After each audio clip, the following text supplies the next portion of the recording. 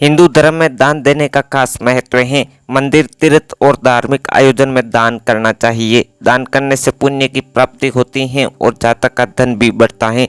परंतु दान किसे, कहाँ और कब देना चाहिए, इसका उल्लेख भी पुराणों और शास्त्रों में मिलता है। दान करने से जातक कंगाल भी हो सकता है।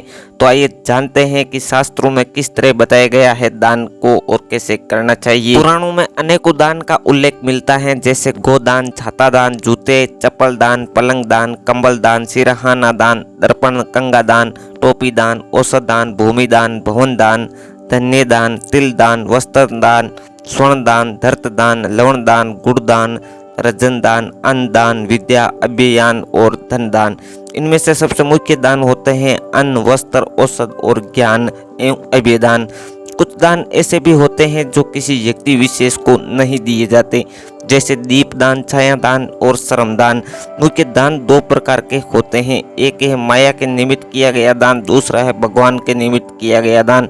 पहले दान में स्वार्थ होता है और दूसरे दान में भक्ति। वेदों में दानदाता को 3 प्रकार में बांटा गया है, जिसमें उत्तम दान, मध्यम दान और निकृष्ट दान होते हैं। तो आइए जानते हैं उत्तम दान को, जो कि धर्म की उन्नति, रूप, सत्य विजय के लिए, मंदिर निर्माण के लिए, पंडित पुरोहितों और शिक्षा हेतु, समाज, पशु पक्षियों के लिए, पर्यावरण के लिए या गरीबों के लिए जो देता है वह उत्तम दान होता है।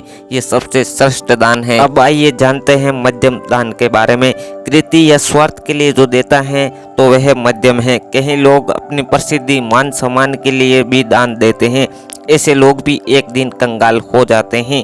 नंबर 3 पर है निकृष्ट दान, जो कि वेश्या, गमन आदि, भांड भांडे, मनोरंजन, समिति आदि को निष्प्रयोजन जो देता है वह निकृष्ट माना गया है। ऐसा दान करने से जातक भी कंगाल हो जाता है।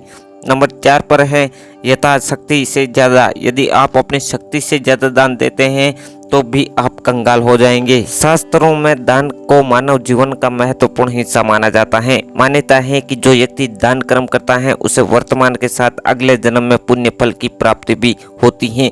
मनुष्य अपने सामर्थ्य अनुसार दान करता है, लेकिन शास्त्रों में दान के भी कुछ नियम बताए गए हैं। अगर इनका पालन किया जाए तभी लाभ का फल 2 गुना हो जाता है। जरूरतमंदों को भी करना चाहिए दान। शास्त्रों के अनुसार दान उन्हीं को दे जो इसके योग्य हो। जरूरतमंद हो या गरीब की मदद करना और उनको दान देना कल्याणकारी होता है। दान कभी द्वेष की भावना में न करे। दुखी मन से किए दान का लाभ नहीं मिलता। खुशी से दान करने पर समृद्धि में वृद्धि होती है। धन का 10वां हिस्सा करना चाहिए दान। शास्त्रों के अनुसार व्यक्ति जो धन अर्जित करता है उसका 10वां हिस्सा दान के लिए निकालना चाहिए। इससे घर में बरकत बनी रहती है। ध्यान रखें, मेहनत से कमाए धन को ही दान क्रम में लगाए। गलत तरीके से कमाई के पैसों को दान में लगाने से इसका फल नहीं मिलता। हाथ में देकर करना चाहिए दान। शास्त्रों में तिल, कुश, जल और चावल का दान हाथ में देकर करना चाहिए, अन्यथा उस दान पर भव्य दानव अधिकार जमा लेते हैं।